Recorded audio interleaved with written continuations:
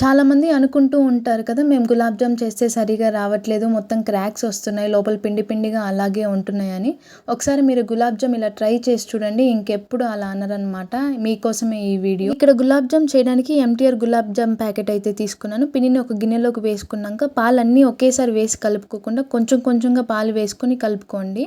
Same మనం చపాతీకి ఎలా కలుపుకుంటామో అలా కలుపుకొని ఒక 45 మినిట్స్ ఖచ్చితంగా నాననివ్వాలన్నమాట పిండినైతే. తీసుకున్న గులాబ్ జామున్ ప్యాకెట్ వెనకాల అయితే షుగర్, వాటర్ ఎంత క్వాంటిటీలో వేసుకోవాలని రాసి ఉంటారు. సేమ్ అదే క్వాంటిటీలో తీసుకొని ఒక పొంగు వచ్చాక కొంచెం ఇలాచీ పౌడర్ ఉంటే కొంచెం సాఫ్రాన్ వేసుకోండి, లేకపోతే స్కిప్ చేయండి. ఇంకా పాకం విషయానికి వస్తే చేతికి స్టిక్కీగా తగిలితే స్టవ్ ఆఫ్ చేసి పక్కన పెట్టేసుకోండి. నానిన పిండిని మళ్ళీ ఇంకొకసారి బాగా కలుపుకొని చిన్నగా బాల్స్ తీసుకొని రెండు చేతుల మధ్యలో పెట్టుకొని ఇలా ప్రెస్ చేస్తూ బాల్స్ లాగా చేయండి. ఒక్క క్రాక్ కూడా ఉండదు. బాగా వేడిగా ఉన్న నూనెలో వేసి ఇలా బ్రౌన్ కలర్ వచ్చాక సిరప్ లో వేసి ఒక 30 మినిట్స్ మూత పెట్టి చూడండి ఎంత బాగా పొంగాయి.